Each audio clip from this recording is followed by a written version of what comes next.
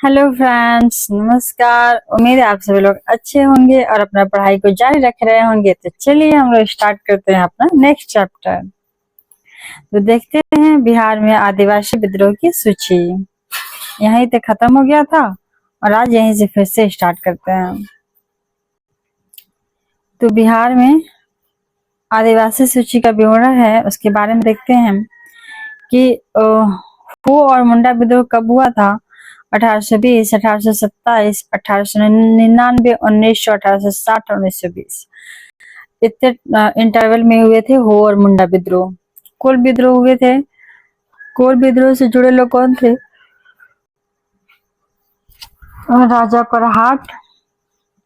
राजा परहाट जुड़े थे कोल विद्रोह से। आगे है भूमिज विद्रोह। भूमिज विद्रोह का प्रकृति और उद्देश्य देखते हैं। तो अंग्रेजों ने नई भूमि राजस्व नीति के खिलाफ इन लोगों ने विद्रोह किया था। नाम से ही पता चलता है भूमिज विद्रोह अंग्रेजों की नई भू राजस्व नीति के खिलाफ विद्रोह किया गया था।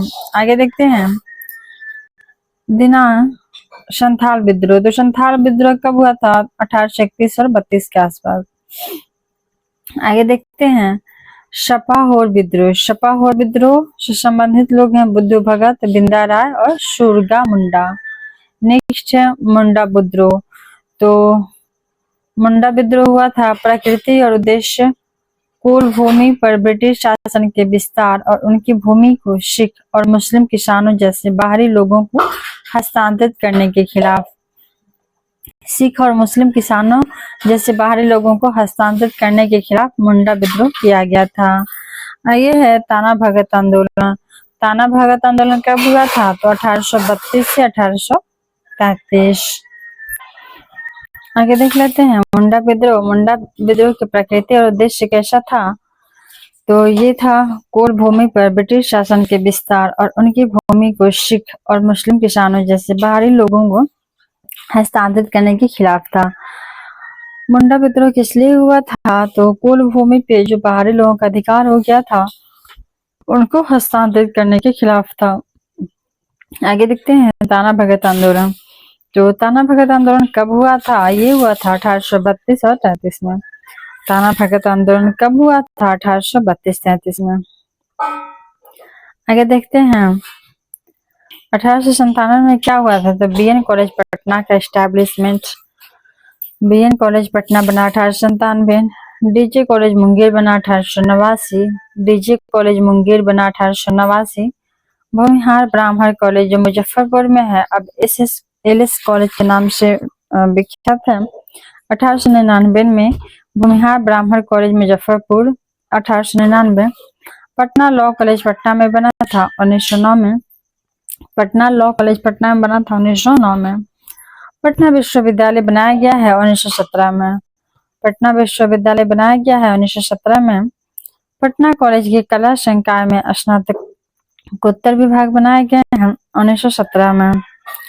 पटना विश्वविद्यालय बना 1917 में और उसमें कला संकाय को भी जोड़ दिया गया 1917 में ही। नेक्स्ट है कि पटना कॉलेज के भौतिकी और रसायन विज्ञान में स्नातकोत्तर विभाग कब बने? तो ये भी 1919 में बनाया गया है। आगे देख लेते हैं पटना मेडिकल कॉलेज।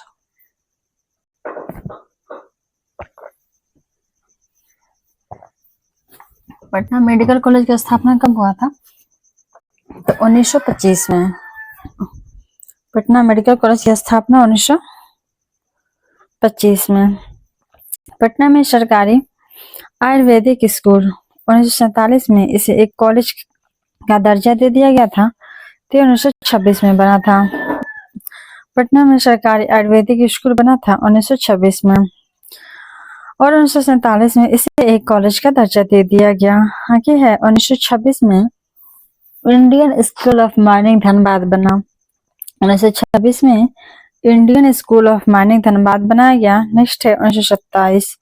तो 1927 में बना था साइंस कॉलेज पटना। 1927 में बना था साइंस कॉलेज पटना। नेक्स्ट है 1886। तो 1886 में बनाया गया था बिहार कॉलेज ऑफ इंजीनियरिंग जो पटना में है। बिहार कॉलेज ऑफ इंजीनियरिंग की स्थापना कब हुआ? तो 1886 में हुआ था। आगे देख लेते हैं कि 1927 में बिहार पशु चिकित्सा कॉलेज बना था। कहाँ? पटना में। बिहार पशु चिकित्सा कॉलेज बना था पटना में। कब? तो 1927 में। आगे देखते हैं 1938-39 में क्या बना था? 1938-39 में राजेंद्र कॉलेज छपरा बना था। 1938-39 में राजेंद्र कॉलेज छपरा बनाया गया था। और 1938-39 में ही चंद्रधारी मिथिला कॉलेज दरभंगा। 1938-39 में राजेंद्र कॉलेज छपरा और 1938-39 में चंद्रधारी मिथिला कॉलेज दरभंगा बना था। आगे देख लेते हैं कि बिहार की प्रमुख महिला नेता के बारे में। आगे देखते हैं कि बिहार की प्रमुख महिला नेताओं में कौन कौन थी। तो राजवंशी देवी, प्रभावती देवी, जनक दुलारी ठकुरानी, भगवती देवी, अपाला, भारती सरस्वती देवी, साधना देवी, राधिका देवी, शैलबाला राम। फिर से देखते हैं राजवंशी देवी, प्रभावती देवी, जनक दुलारी ठकुरानी, भगवती देवी, अपाला, भारती सरस्वती देवी, साधना देवी, राधिका देवी और शैलबाला राय थी। आगे देखते हैं तो सरला देवी और सावित्री देवी ने असहयोग आंदोलन में भाग लिया था। सरला देवी और सावित्री देवी ने असहयोग आंदोलन में भी भाग लिया था। नेक्स्ट है कि सरला देवी ने बिहार के छात्रों से सरकारी स्कूल और कॉलेज का बहिष्कार करने को कहा। सरला देवी और सावित्री देवी जिन्होंने असहयोग में भाग लिया था, उनमें से सरला देवी ने बिहार के छात्रों से सरकारी स्कूल और कॉलेजों बहिष्कार करने को कहा था। आगे देखते हैं कि सावित्री देवी ने क्या किया। तो इन्होंने प्रिंस ऑफ वेल्स के पटना आगमन पर उनके बहिष्कार के लिए एक जुलूस का नेतृत्व किया था। तो सरला देवी ने छात्रों को बहिष्कार करने को कहा और सावित्री देवी ने जुलूस निकाला था।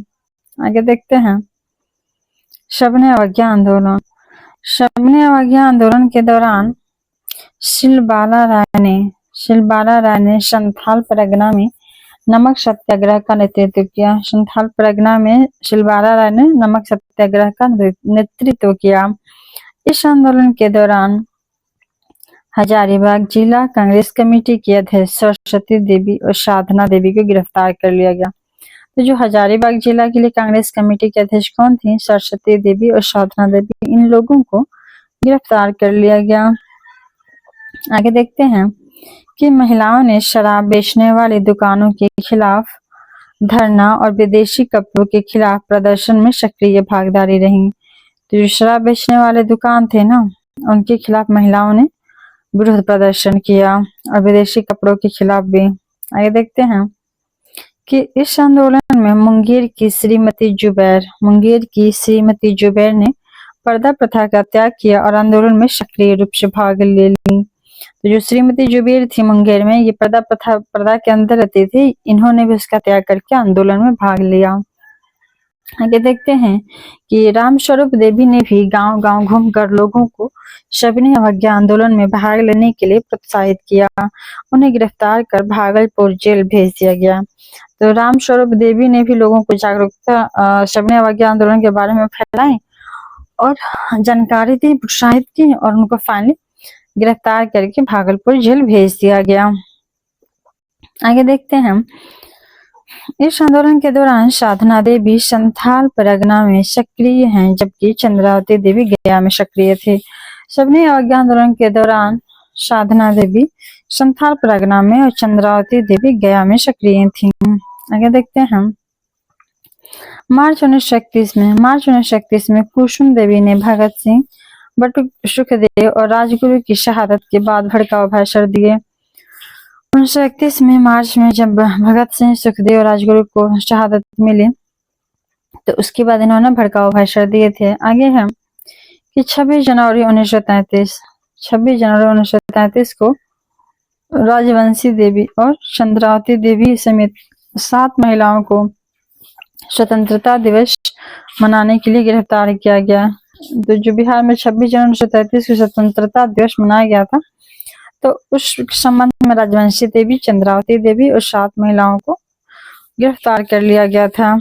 आगे देखते हैं 11 अगस्त 1942 को सरस्वती देवी ने हजारीबाग में इसी तरह का जुलूस का नेतृत्व किया। 11 अगस्त 1942 को ही सचिवालय के पास 7 छात्रों ने अपनी शहादत दे दी थी। तो इसी संबंध में सरस्वती देवी ने हजारीबाग में जुलूस का नेतृत्व किया था। आगे देखते हैं कि सरस्वती देवी को गिरफ्तार किया गया, लेकिन भागलपुर जेल से जाते समय छात्रों के एक समूह ने उन्हें रिहा कर दिया। हालांकि जल्द ही उन्हें फिर से गिरफ्तार कर लिया गया। आगे देखते हैं, जिरियावती देवी ने एक पुलिसकर्मी पर गोली चलाई थी, और जिरियावती देवी जो है उन्होंने एक पुलिसकर्मी पे गोली भी चलाई थी।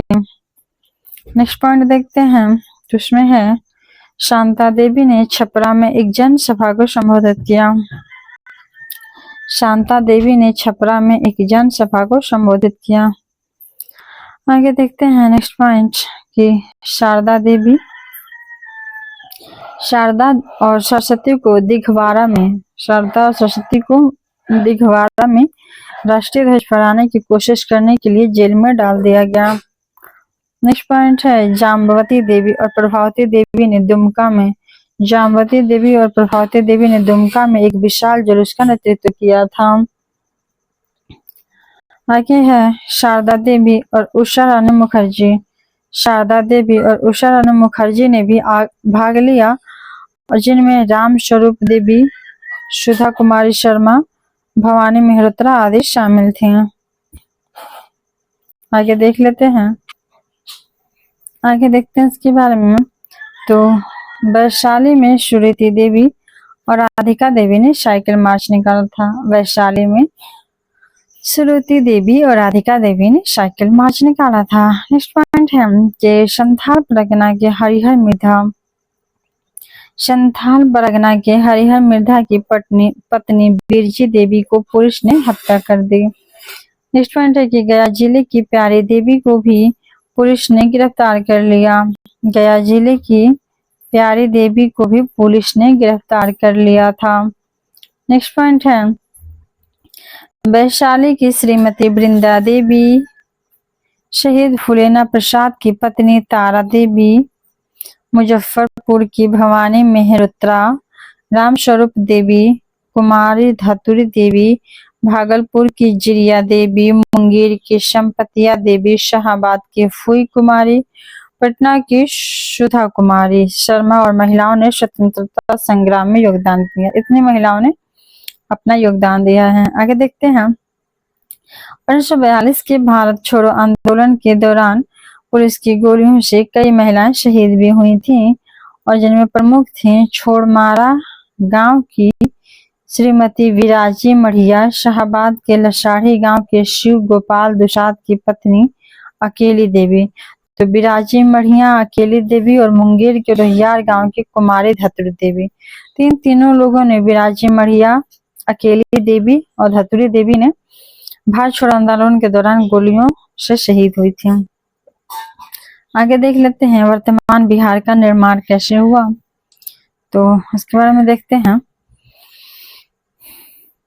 इसके बारे में, क्षेत्र में अनेक बौद्ध मठों को देखकर संभवतः 12वीं-13वीं शताब्दी में पूर्व तुर्की मुस्लिम शासकों ने इस राज्य का विहार प्रदेश रखा, जिसे बाद में बिहार कहा जाने लगा। बिहार शब्द का पहली बार प्रयोग 13वीं शताब्दी 1203 के ईस्वी के आसपास मिनहाज द्वारा रचित तबकात-ए-नासरी में मिलता है। मिनहाज सिराज द्वारा रचित तबकात-ए-नासरी, पूछता है ये क्वेश्चन कि किसके द्वारा रचित है तबकात-ए-नासरी, तो मिनहाज सिराज के द्वारा, और उसी में बिहार का सर्वप्रथम उल्लेख मिलता है। आगे देख लेते हैं कि विद्यापति द्वारा रचित कीर्तिलता 1390 ईस्वी में बिहार शब्द का उल्लेख है। विद्यापति द्वारा रचित कीर्तिलता 1390 ईस्वी में बिहार शब्द का उल्लेख है। आगे देखते हैं 18वीं शताब्दी में औरंगजेब की मृत्यु के बाद यह क्षेत्र बंगाल के नवाबों के अधीन चला गया। 18वीं शताब्दी में जब औरंगजेब की मृत्यु हो गई 1707 में, तो यह क्षेत्र बंगाल के नवाबों के अधीन चला गया, और 1733 में बंगाल के नवाब शुजाउद्दीन ने बिहार को बंगाल का हिस्सा बना लिया। और जब ये क्षेत्र बंगाल के नवाबों के अधीन गया तो ये लोग बिहार को क्या किए, तो बंगाल का हिस्सा बना दिए 1733 में। किसने, तो शुजाउद्दीन ने। आगे देखते हैं हम 1774 ईस्वी का रेगुलेटिंग एक्ट द्वारा बिहार के लिए प्रांतीय परिषद का गठन किया गया। तो यहाँ का संविधान कैसे बना, तो 1774 में रेगुलेटिंग एक्ट के द्वारा बिहार के लिए प्रांतीय परिषद का गठन भी किया गया था। आगे देखते हैं 1865 ईस्वी में पटना और गया जेलों को अलग अलग संगठित किया गया। 1865 में पटना और गया जेलों को अलग अलग संगठित किया गया।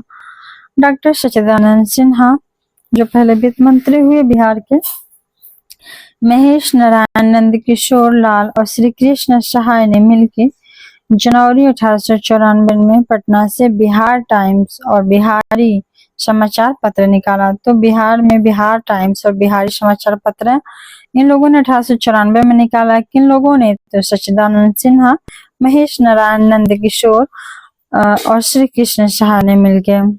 आगे देखते हैं नंद किशोर, श्री कृष्ण सहाय और सच्चिदानंद सिन्हा ने बिहार टाइम्स और बिहारी। आगे देखते हैं हम कि महेश नारायण के संपादन में प्रकाशित समाचार पत्र के माध्यम से बिहार पृथककरण का आंदोलन जोर पकड़ने लगा।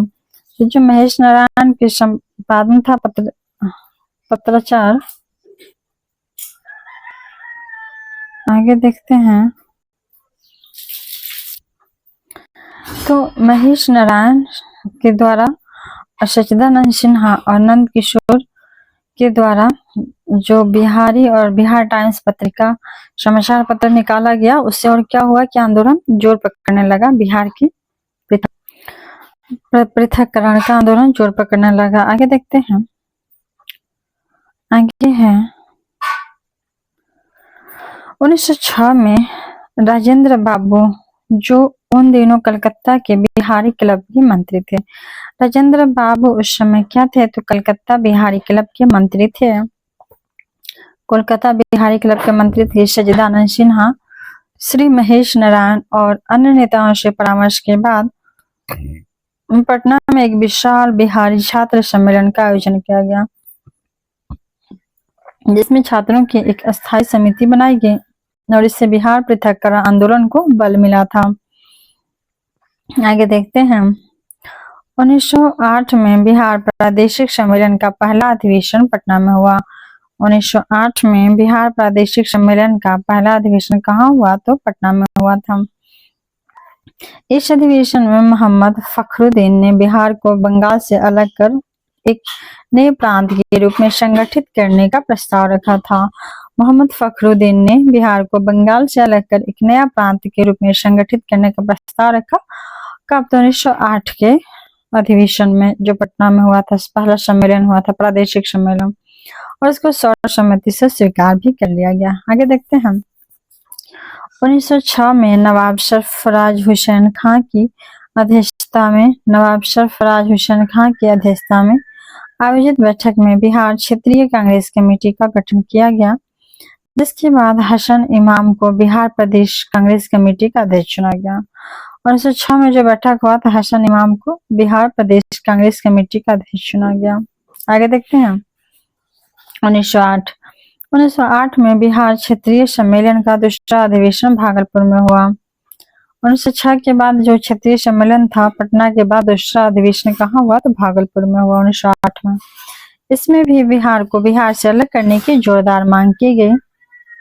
नेक्स्ट है 1911 तक बिहार बंगाल प्रेसिडेंसी का हिस्सा था और 1911 में केंद्रीय विधान परिषद में सच्चिदानंद सिन्हा, मोहम्मद अली ने बंगाल से बिहार के विभाजन का प्रस्ताव रखा। तो फाइनली जाकर के 1911 में केंद्रीय विधान परिषद में सच्चिदानंद सिन्हा और मोहम्मद अली के द्वारा विभाजन का प्रस्ताव रखा गया। आगे देखते हैं 12 दिसंबर 1911 को दिल्ली में आयोजित शाही दरबार में जॉर्ज पंचम की मौजूदगी में गवर्नर जनरल लॉर्ड हार्डिंग ने बिहार और उड़ीसा के क्षेत्रों को बंगाल प्रेसिडेंसी से अलग करके एक नया प्रांत बनाने की घोषणा कर दिए थे 12 दिसंबर 1911 को।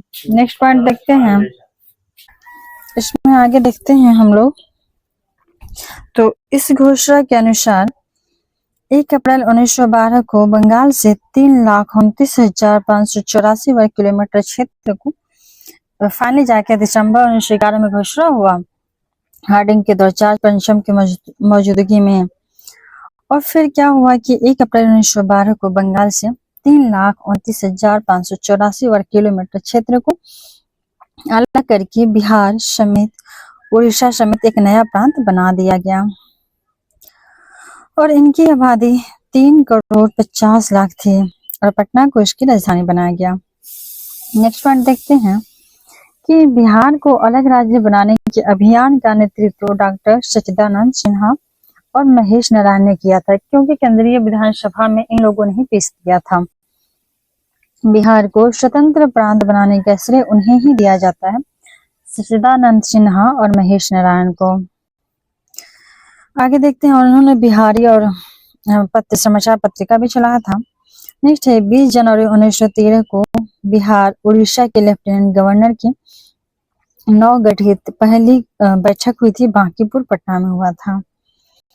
आगे देखते हैं, जिसकी अध्यक्षता जो नवगठित गवर्नर का बैठक हुआ था उसमें अध्यक्ष कौन बने थे, तो उड़ीसा के लेफ्टिनेंट गवर्नर चार्ल्स स्टुअर्ट बेली ने किए थे। इसकी अध्यक्षता कौन किए थे, तो इसकी अध्यक्षता किए थे उड़ीसा के लेफ्टिनेंट गवर्नर थे चार्ल्स स्टुअर्ट बेली। नेक्स्ट पॉइंट देखते हैं, 1916 में पटना हाई कोर्ट और 1917 में पटना विश्वविद्यालय की स्थापना हुआ था। 1916 में पटना हाई कोर्ट का और 1917 में पटना विश्वविद्यालय का, और इसमें संकाय अलग अलग से जोड़े गए थे 1917 और 1919 में। आगे देखते हैं कि पटना में एक नया भवन बना जिसमें वर्तमान विधानसभा का निर्माण हुआ था। वर्तमान में जो विधानसभा उसी समय पटना में एक भवन बनाया गया था, जिसमें 7 फरवरी 1921 को बिहार और उड़ीसा विधान परिषद की पहली बैठक हुई है। और इसी में क्या हुआ था, इसी विधानसभा में सर्वप्रथम 7 फरवरी 1921 को अर्थात 1921 को बिहार और उड़ीसा विधान परिषद की पहली बैठक हुई। इसकी अध्यक्षता किसने किया, तो सर मोदी ने। पहली जो विधानसभा की बैठक हुई थी उसके अध्यक्ष कौन थे, तो सर मोदी थे। आगे देखते हैं, 1935 में भारत सरकार अधिनियम पारित होने के बाद 1 अप्रैल 1936 को बिहार से अलग उड़ीसा प्रांत का गठन किया गया। जब 1935 में भारत सरकार अधिनियम पारित किया गया तो 1 अप्रैल 1936 को बिहार से अलग उड़ीसा को भी प्रांत का भी गठन कर लिया गया था। नेक्स्ट है भारत सरकार अधिनियम 1919। तो भारत सरकार अधिनियम 1919 द्वारा स्थापित पुराने एकल सदन के स्थान पे नए कानून के अनुसार द्विसदनीय विधानमंडल की स्थापना की गई। तो 1919 में एकल सदन का प्रावधान था और फिर वहीं जब 1935 में भारत सरकार अधिनियम पारित हुआ तो द्विसदन हो गया था, विधानसभा विधान परिषद। आगे देखते हैं, 1956 में राज्यों के पुनर्गठन के क्रम में पुरुलिया और पूर्णिया जिले के कुछ क्षेत्र पश्चिम बंगाल में हस्तांतरित कर दिया गया। जब राज्यों का पुनर्गठन चल रहा था तो 1956 में भारत आजादी के बाद तो जो हमारा पूर्णिया और पुरुलिया है उसके कुछ क्षेत्र को पश्चिम बंगाल को हस्तांतरित कर दिया गया। आगे देखते हैं, 15 नवंबर 2000 को, तो 15 नवंबर 2000 को बिहार के दक्षिणी भाग के 18 जिले को अलग करके झारखंड नामक एक नए राज्य का गठन किया गया। और इस विभाजन से पहले बिहार में 13 प्रमंडल होते थे, 55 जिले, 54 लोकसभा और 324 विधानसभा सीटें थी। अर्थात जब बिहार और झारखंड एक में था झारखंड, तो उस टाइम जब बिहार और झारखंड एक था तो उस टाइम 13 प्रमंडल, 55 अभी 9 प्रमंडल है बिहार में, तो 13 प्रमंडल, 55 जिला, 54 लोकसभा और 324 विधानसभा सीटें थी। जिसके बाद में बिहार में 9 प्रमंडल, 37 जिला, 40 लोकसभा और 243 विधानसभा सीटें रह गई। तो अभी ये वाला तो पता है, 9 प्रमंडल, 37 जिला, अभी 38 हो गया है, नया गठन हुआ था। तो और क्या था कि 40 लोकसभा और 243 विधानसभा सीटें थे। इसके पहले कितने थे? 13 प्रमंडल, 55 जिला, 54 लोकसभा और 324 विधानसभा सीटें थी। आगे देखते हैं 2001 में जहानाबाद जिले से अलग करके नया जिला बनाया गया अरवल, और इसके बाद बिहार में कुल जिलों की संख्या कितनी हो गई? तो 38 हो गई है। आगे देखते हैं महत्वपूर्ण तथ्य। 13, 55, 54 और 13 प्रमंडल थे, 55 जिले थे और 54 लोकसभा सीटें थी। यही था ना? देख लेते हैं एक बार फिर से। हाँ ठीक है, 324 विधानसभा सीटें थी। आगे देखते हैं बिहार सूती कपड़े, रेशमी सामान, अफीम, चीनी और सबसे महत्वपूर्ण रूप से सोरा के व्यापार का केंद्र था। तो जो बिहार था ना, वो सूती कपड़ा, यहाँ पे मतलब व्यापार होता था यहाँ से सूती कपड़ा, रेशमी सामान, अफीम, चीनी और सोरा। नेक्स्ट है कि 1717 में जब सम्राट फर्रुखसिया ने ईस्ट इंडिया कंपनी को एक फरमान जारी किया।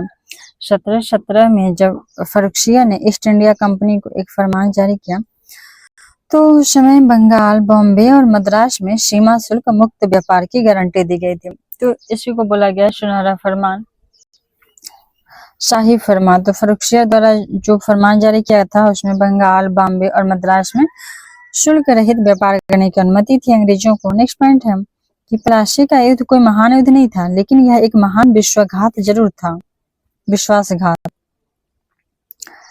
आगे देखते हैं, क्योंकि प्लासी के लड़ाई में मीर जाफर ने धोखा किया था सिराजुद्दौला के साथ। आगे देखते हैं हम प्लासी के युद्ध में के मैदान में क्लाइव के व्यापारियों ने नवाब को बेच दिया था। रॉबर्ट क्लाइव के जो व्यापारियों ने थे ना, वो नवाब को बेच दिए थे। आगे देखते हैं कि बक्सर का युद्ध इरादे से नहीं बल्कि परिस्थितियों का युद्ध था। बक्सर के युद्ध ने भारत का भाग्य बदल दिया। नेक्स्ट है कि ऐसा कोई युद्ध कभी नहीं हुआ जिसके परिणाम इतने व्यापक, इतने तत्कालिक और इतने अस्थायी हों। मैलेशन द्वारा दिया गया था ये कथन। मैलेशन द्वारा कथन दिया गया था कि कोई भी आज तक ऐसा युद्ध नहीं हुआ था जिसका इतना व्यापक और इतना तत्कालिक और इतना अस्थायी रिजल्ट हो। आगे देखते हैं कि 1765 में जब क्लाइव द्वारा मुगल सम्राट शाह आलम द्वितीय के हस्ताक्षरित इलाहाबाद की संधि द्वारा कंपनी को बंगाल, बिहार और उड़ीसा के दीवानी अधिकार प्राप्त हुए, इस प्रकार भारत में पहली बार द्वैध शासन प्रणाली की शुरुआत हुई। अर्थात सरकार चलाएंगे राजा, नवाब, और जो दीवानी मैटर था, सैन्य मैटर था, उनके किसके पास था? तो अंग्रेजों के पास था, ईस्ट इंडिया कंपनी के पास थी। इसी को कहा गया है द्वैध शासन प्रणाली। दो लोग मिलकर के शासन चला रहे थे। नेक्स्ट पॉइंट है कि इस संधि ने कंपनी को बंगाल का वास्तविक स्वामी माना, और इस संधि ने क्या किया कि कंपनी को ही, जो इलाहाबाद की संधि हुआ, तो कंपनी को ही बंगाल का वास्तविक स्वामी माना और भारत में कंपनी के शासन को वैधता प्रदान कर दी।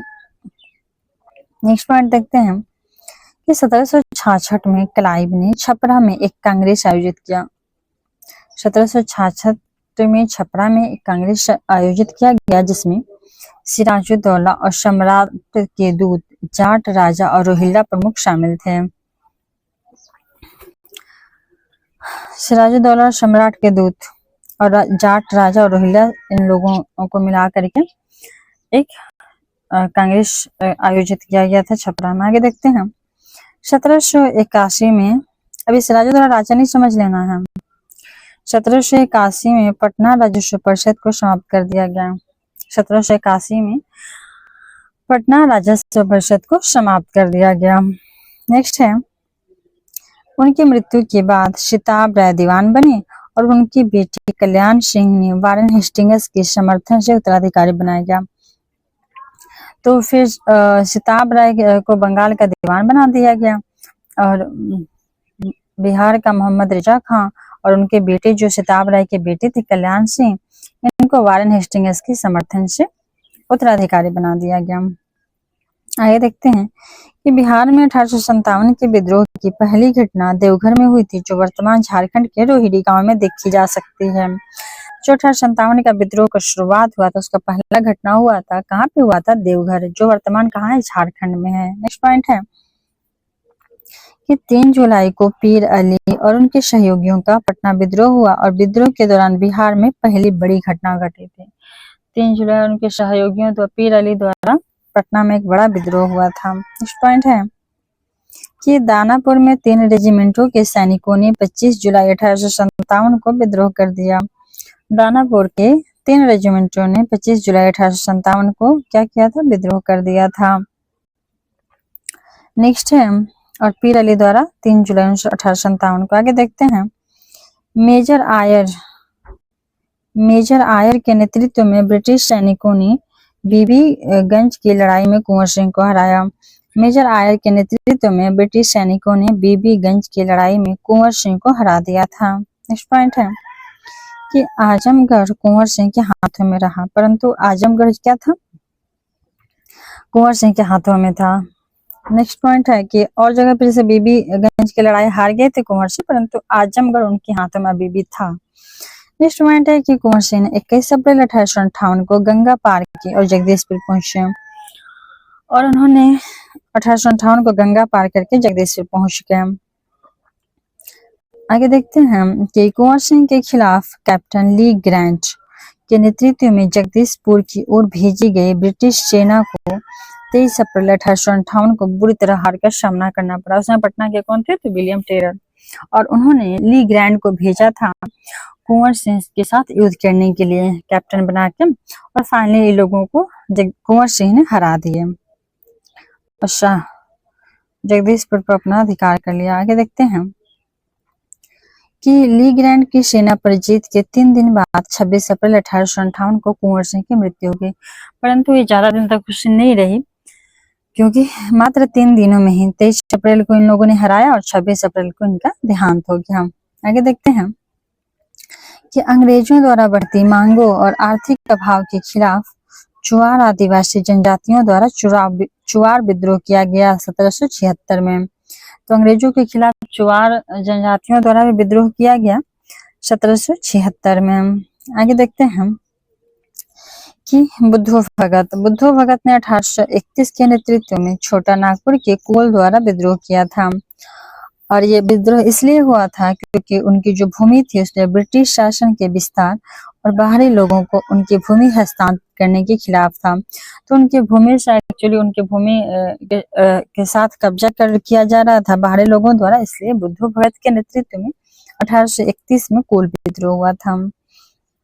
नेक्स्ट पॉइंट है चुआर विद्रोह हुआ था 1776 में। आगे देख लेते हैं हो और मुंडा विद्रोह। तो हो और मुंडा विद्रोह के बारे में देखते हैं।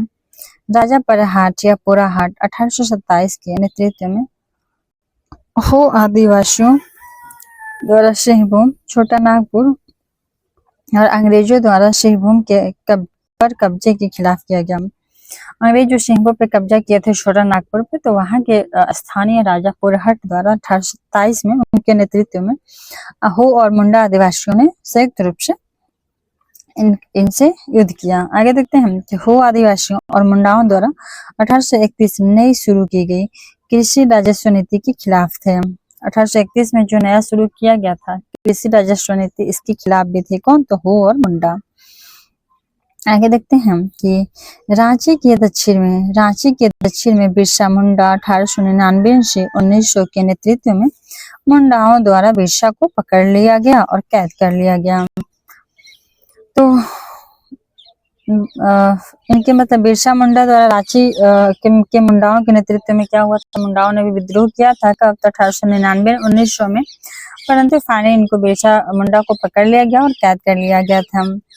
आगे देखते हैं कि बिरसा मुंडा द्वारा समर्थित उलगुलान विद्रोह। तो बिरसा मुंडा ने जो विद्रोह किए थे उसको उलगुलान विद्रोह भी कहा गया है। सामंती जमींदारी, काश्तकारी और साहूकारों और वन ठेकेदारों द्वारा शोषण की शुरुआत के जो कि उन लोगों ने शोषण करना शुरू किया था बाहरी लोगों ने, डिकुओं ने, उनके खिलाफ बिरसा मुंडा द्वारा मुंडाओं के समर्थन के साथ विद्रोह किया गया था 1899 1900 में। आगे देखते हैं सिद्धू और कान्हू के नेतृत्व में संथालों द्वारा संथाल विद्रोह। सिद्धू और कान्हू के नेतृत्व में संथालों द्वारा संथाल विद्रोह हुआ है कब? तो 1855-56 में बिहार में हुआ है।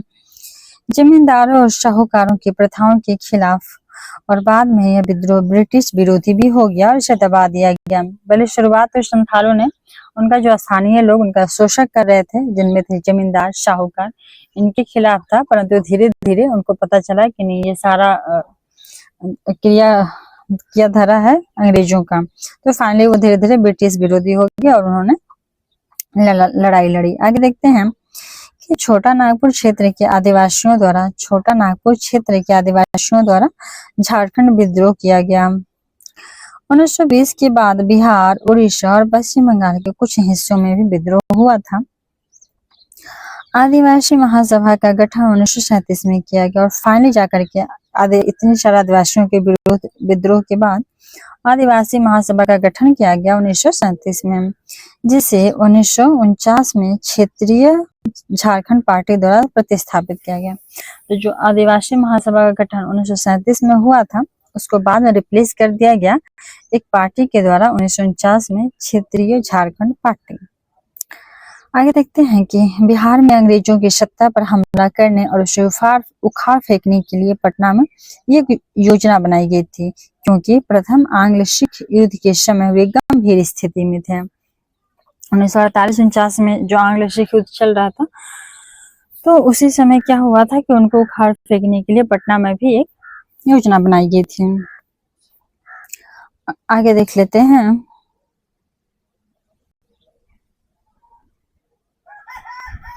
कुंवर सिंह ने जगदीशपुर में हथियार और गोला बारूद का कारखाना स्थापित किया। कुंवर सिंह ने आंग्ल सिख 1849 हुआ था, 1900 नहीं। आगे देख लेते हैं हम कि कुंवर सिंह ने जगदीशपुर में हथियार और गोला बारूद का कारखाना स्थापित किया। कुंवर सिंह ने जगदीशपुर में एक कौन सा कारखाना स्थापित किया था? गोला बारूद बनाने का। आगे देखते हैं कि कुंवर सिंह के मुख्य अनुयायी थे उनके भाई अमर सिंह, क्योंकि जब कुंवर सिंह का देहांत हो गया था 23 अप्रैल 1858 को, तो 23 अप्रैल को युद्ध लड़ने के बाद 26 अप्रैल को उनका देहांत जब हुआ, तो उसके बाद नेतृत्व किसने किया? तो उनके भाई थे अमर सिंह ने, और उनके भतीजे थे राय भंजन सिंह और निशान सिंह। इन लोगों ने ही मिलकर युद्ध को आगे जारी रखा अक्टूबर-नवंबर तक। आगे देखते हैं हम कि कानपुर की लड़ाई में नाना साहब और उनके सहयोगी पराजित हो गए। जो कानपुर का लड़ाई हुआ था, उसमें नाना साहब और उनके सहयोगी को पराजित कर दिया गया था ब्रिटिश कंपनी द्वारा। आगे देखते हैं हम पटना, जो 40 वर्षों तक वहाबी आंदोलन का एक महत्वपूर्ण केंद्र रहा है। वहाबियों जो 1828 से 1868 तक चला था, जो आधार शिविर के रूप में भी कार्य करता था। तो वहाबी आंदोलन कब से कब तक चला था? 1828 से 1868 तक, 40 वर्षों तक चला था। आगे देखते हैं 1908 में नवाब सरफराज हुसैन खां बहादुर की अध्यक्षता में बिहार में प्रांतीय कांग्रेस कमेटी का गठन किया गया। तो बिहार में प्रांतीय कांग्रेस कमेटी का गठन कब किया गया? 1908 में। इनके द्वारा तो नवाब सरफराज हुसैन खां द्वारा। नेक्स्ट पॉइंट है 1912 में स्थानीय लोगों की वैध मांगों के जवाब में बिहार एक अलग प्रांत बनाया गया, और धीरे धीरे इन लोगों का जो बंगाल से बिहार पृथककरण का मांग की वजह से अप्रैल 1912 में बिहार को अलग प्रांत बना दिया गया। आगे देखते हैं कि पटना में पहली बार भारतीय राष्ट्रीय कांग्रेस का 27वां अधिवेशन भी कराया गया 1912 में बांकीपुर में। 27वां अधिवेशन हुआ था कांग्रेस का पटना के बांकीपुर में 1912 में। आगे देखते हैं हम होम रूल आंदोलन की बैठक। होम रूल आंदोलन की बैठक कब हुई? तो 16 दिसंबर 1916 को बांकीपुर में ही हुआ था, जो पटना में है। 1916 को हुआ था होम रूल आंदोलन, ये तो सबको पता है, डेट याद कर लेना है, 16 दिसंबर। आगे देखते हैं 18 अप्रैल 1918 को एनी बेसेंट भी पटना आ गए, और 2 साल बाद 1916 के बाद 1918 में एनी बेसेंट भी पटना का भ्रमण किए। आगे देखते हैं कि 30 अप्रैल 1908 को खुदीराम बोस, प्रफुल्ल चाकी और उनके साथियों ने मुजफ्फरपुर के जिला जज श्री किंग्स फोर्ट पर बम फेंका, लेकिन वास्तव में पार्के में यात्रा कर रही 2 अंग्रेज महिलाएं मारी गईं। पिंगली और उनके बेटे। तो प्रफुल्ल चाकी ने क्या किया, खुद को गोली मार लिए और खुदीराम बोस को फांसी दे दिया गया था। आगे देखते हैं कि 11 अगस्त 1908 को खुदीराम बोस को गिरफ्तार कर फांसी पर लटका दिया गया और प्रफुल्ल चाकी ने खुद को गोली मार लिया। नेक्स्ट देखते हैं कि इंदुनाथ नंदी ने मैजिक लैंटर्न की मदद से विद्रोह को फैलाया। और इंदुनाथ नंदी जो है व्यक्ति हैं, इन्होंने मैजिक लैंटर्न की मदद से विद्रोह को और आगे फैलाया था। अगला पॉइंट है कि पटना में अनुशीलन समिति की एक शाखा की स्थापना की गई थी। ये क्वेश्चन पूछ चुका है बीपीएससी में। पटना में अनुशीलन समिति की स्थापना की एक शाखा की स्थापना सचिंद्रनाथ सन्याल द्वारा किया गया था, कब? 1913 में। तो पटना में अनुशीलन समिति की स्थापना सचिंद्रनाथ सन्याल द्वारा 1913 में किया गया। अगला पॉइंट है कि नील की खेती के लिए चंपारण में 3 कठिया प्रणाली 3/20 लागू करने के लिए मजबूर किया गया था। नेक्स्ट पॉइंट देख लेते हैं। सबका ये पूरा इतिहास का रिव्यू है एक तरह से। आगे देखते हैं कि बिहार के वयोवृद्ध देशभक्त ब्रजकिशोर प्रसाद ने नील किसानों के लिए एक प्रस्ताव पेश किया था।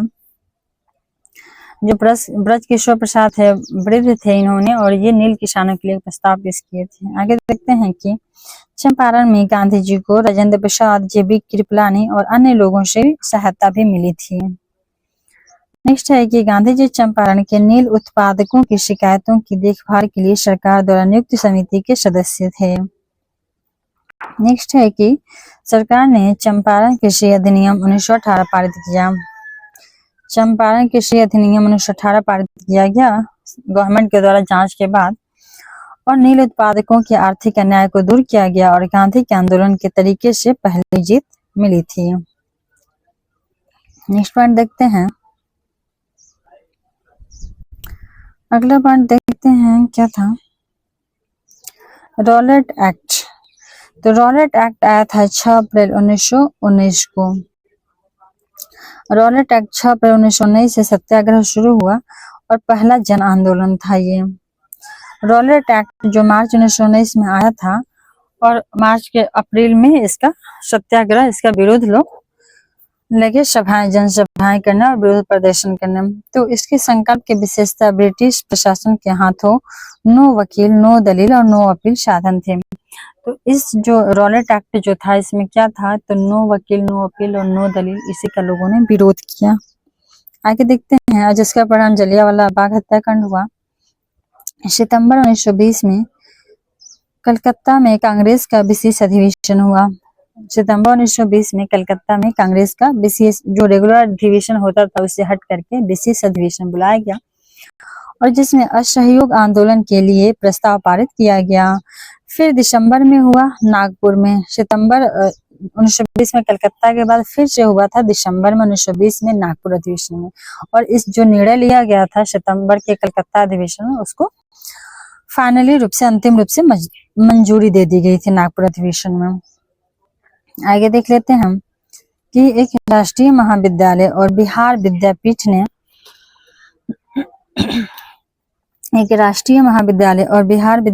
ने युवा राष्ट्रीय कार्यकर्ताओं को तैयार करने में महत्वपूर्ण भूमिका निभाई।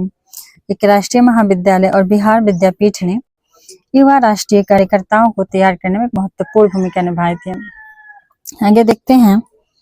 22 दिसंबर 1921 को प्रिंस ऑफ वेल्स पटना आए, और 22 दिसंबर 1921 को जब असहयोग आंदोलन चल रहा था, प्रिंस ऑफ वेल्स पटना आए और पूर्ण रूप से बहिष्कार हुआ उनका। नेक्स्ट है बिहार के गया में आयोजित भारतीय राष्ट्रीय कांग्रेस के 37वां अधिवेशन में विधानमंडल के बहिष्कार को जारी रखने के लिए मतदान किया गया। तो जो 37वां अधिवेशन कांग्रेस का गया में हुआ था, तो उसमें प्रस्ताव किया गया कि विधानमंडल का बहिष्कार किया जाएगा। आगे देखते हैं कि गया अधिवेशन में डॉक्टर राजेंद्र प्रसाद कांग्रेस के सचिव चुने गए थे, और अखिल भारतीय कांग्रेस समिति का कार्यालय पटना में स्थानांतरित कर दिया गया, और जो इनका कार्यालय था अखिल भारतीय कांग्रेस समिति का, उसको हस्तांतरित कर दिया गया, कहाँ, तो पटना में, और उसके सचिव को चुने गए थे doctor Rajendra Prasad. Next point है 6 अप्रैल 1930 को 6 अप्रैल 1930 को नमक सत्याग्रह की तिथि तय की गई। 6 अप्रैल 1930 को नमक सत्याग्रह का एक डेट फिक्स किया गया कि 6 अप्रैल से हम लोग नमक सत्याग्रह का शुरुआत करेंगे। नमक सत्याग्रह का अर्थ है नमक कानून तोड़ना, और जिसका अर्थ है ब्रिटिश कानून की अवज्ञा करना। ब्रिटिश कानून जो नमक पर टैक्स लगाया गया था उसको विरोध करना। नेक्स्ट पॉइंट है कि जवाहरलाल नेहरू ने 31 मार्च से 3 अप्रैल 1930 तक सारण, चंपारण, मुजफ्फरपुर का दौरा किया, और इसने बिहार के लोगों में बहुत प्रेरणा का इन्होंने संचार किया जवाहरलाल नेहरू ने। नेक्स्ट है कि मुंगेर में नमक कानून तोड़ना एक आम बात हो गई है, और सैकड़ों लोगों को गिरफ्तार किया गया नमक कानून तोड़ने के उपलक्ष्य में। और वहां पर मुंगेर में ही श्री कृष्ण सिन्हा और नंद कुमार सिन्हा का नेतृत्व बहुत प्रभावशाली रहा, और मुंगेर में श्री कृष्ण सिन्हा और नंद कुमार सिन्हा ने नेतृत्व किया नमक कानून का। नेक्स्ट है कि बिहार में चौकीदारी कर का भुगतान न करना। बिहार में जो चौकीदारी कर लगता था लोगों ने इसका भुगतान नहीं कर रहे थे, इनकार कर रहे थे। सभी प्रकार की संपत्ति और सामान जब्त करना, जिसमें प्लग, मवेशी, अनाज, और इसको दमन करने के लिए क्या किया ब्रिटिश कंपनी ने, अंग्रेजों ने क्या किया, तो उनके जो भी था सामान थे, मवेशी थे, अनाज थे, सबको, खाना पकाने के बर्तन सबको जब्त किया जा रहा था। ये तो आम बात हो गई थी, सबको नमक कानून तोड़ा था, उनके सारे प्रॉपर्टी को जब्त कर लिया जा रहा था। आगे देखते हैं। आगे है कि गांधी जी ने 29 दिसंबर 1931 को लंदन में आयोजित द्वितीय गोलमेज सम्मेलन में भाग लिए। तो गांधी जी 29 दिसंबर 1931 को लंदन में द्वितीय गोलमेज सम्मेलन हुआ था, उसमें भाग लिए थे। नेक्स्ट है कि 1934 में अंततः सविनय अवज्ञा आंदोलन समाप्त हो गया था, और फाइनली इसको खत्म कर दिया गया था सविनय अवज्ञा आंदोलन को। 1937 में बिहार विधानसभा बना था, जिसमें भारत सरकार अधिनियम 1935 के तहत कुल 152 सीटों में से कांग्रेस ने 107 सीटों पर चुनाव लड़ा और 98 पर कब्जा कर लिया। तो इसमें बिहार में 152 सीटें थी विधानसभा में, तो चुनाव में कांग्रेस ने 107 सीटों पर लड़ा और 98 पे सीट पर जीत हासिल की। आगे देखते हैं। वर्धा, जो 8 जुलाई 1937 में आयोजित बैठक में कांग्रेस कार्य समिति CWUC ने निर्णय लिया कि यदि उन्हें आमंत्रित किया जाता है तो वे पद स्वीकार करेंगे। नेक्स्ट पॉइंट देखते हैं। 20 जुलाई 1937 को बिहार में श्री कृष्ण सिन्हा के प्रधानमंत्री के रूप में कांग्रेस मंत्रिमंडल का गठन किया गया, और इलेक्शन के बाद 20 जुलाई 1937 को श्री कृष्ण सिन्हा प्रधानमंत्री के नेतृत्व में मंत्रिमंडल का गठन किया गया, और उस समय श्री बिरट बिहार के मुख्य सचिव बने थे। श्री बिरट क्या बने, तो बिहार के मुख्य सचिव बने थे।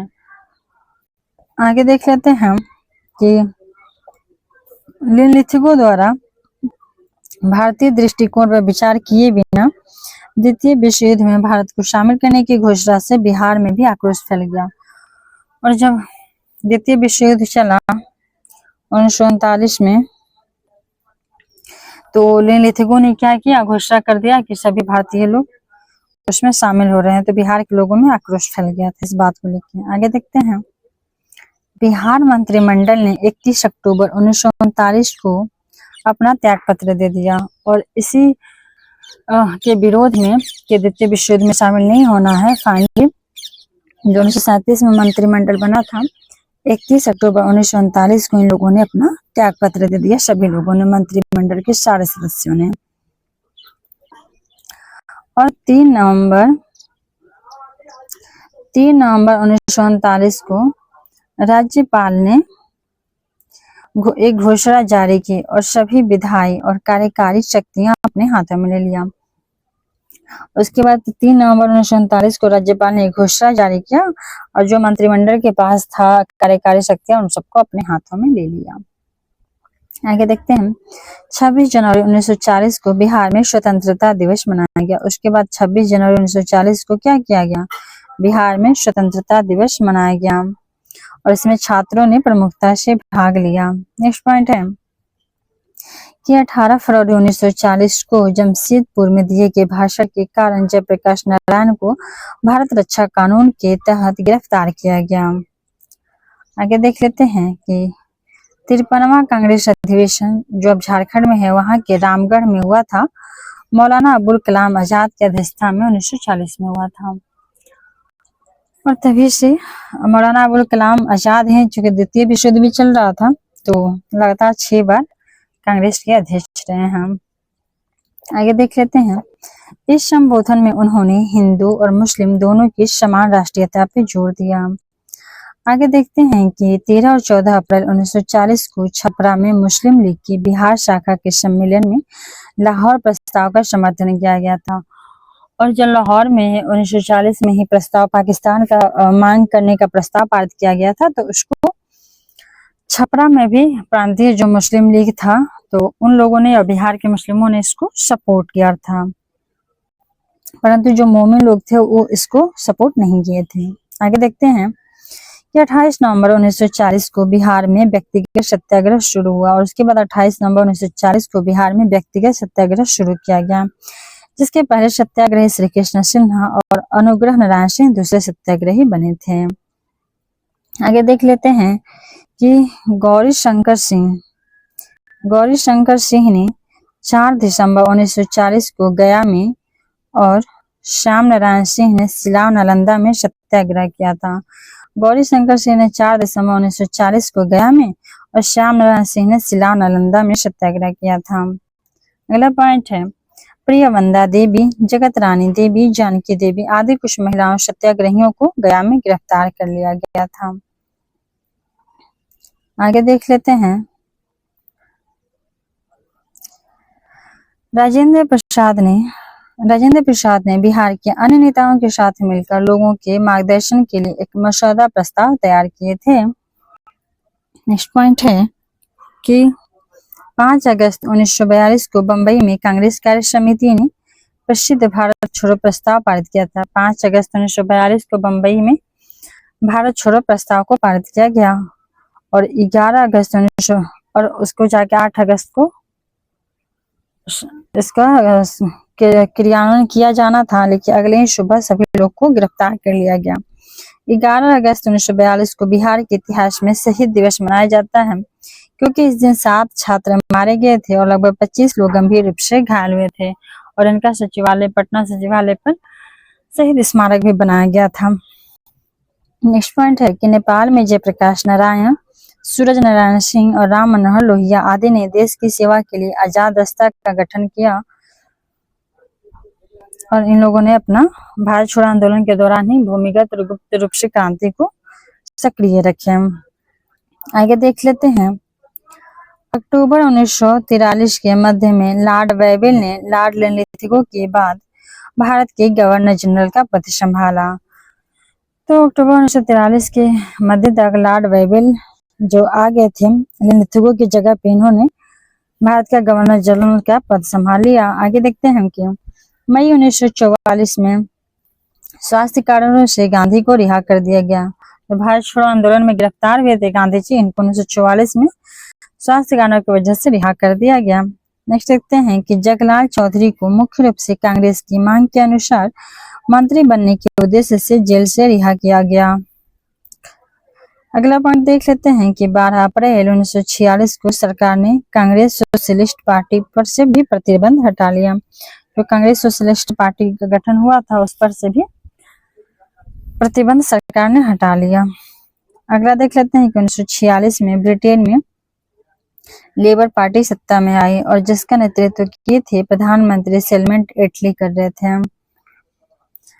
आगे देख लेते हैं कि 16 अगस्त 1946 को मुस्लिम लीग द्वारा अलग देश पाकिस्तान की मांग के लिए प्रत्यक्ष कार्रवाई दिवस मनाया गया था और इसी का परिणाम रहा कि कलकत्ता में इतने बड़े दंगे हुए थे 16 अगस्त 1946 को। अगला पॉइंट है कि संविधान सभा का गठन नवंबर 1946 में किया गया और संविधान सभा का गठन किया गया नवंबर 1946 में और जिसकी पहली बैठक 9 दिसंबर 1946 को हुई थी और इसमें मुस्लिम लीग ने भाग नहीं लिया था। सबसे बुजुर्ग सदस्य जो थे डॉक्टर सच्चिदानंद सिन्हा, उनको सभा का अस्थायी अध्यक्ष चुना गया और फाइनल जो बना उसके अध्यक्ष डॉक्टर राजेंद्र प्रसाद हुए। आगे देख लेते हैं कि बाद में 2 दिन बाद 11 दिसंबर 1946 को डॉक्टर राजेंद्र प्रसाद और एच.सी. मुखर्जी को क्रमशः संविधान सभा का अध्यक्ष और उपाध्यक्ष चुना गया। तो फिर 11 अगस्त 1946 के बैठक में राजेंद्र प्रसाद अध्यक्ष बने और एच.सी. मुखर्जी इसके उपाध्यक्ष बने थे। अगला पॉइंट है कि 3 जून 1947 को श्री एटली ने भारतीय हाथों में सत्ता हस्तांतरण की प्रक्रिया की रूपरेखा तैयार की थी। 3 जून 1947 को एटली ने भारतीय हाथों में सत्ता हस्तांतरित करने की प्रक्रिया की रूपरेखा तैयार की थी, जिसको 3 जून प्लान के नाम से भी जाना जाता है। और वेवेल के बाद जब माउंटबेटन आए थे भारत में, तो इसको जाना जाता है 3 जून प्लान।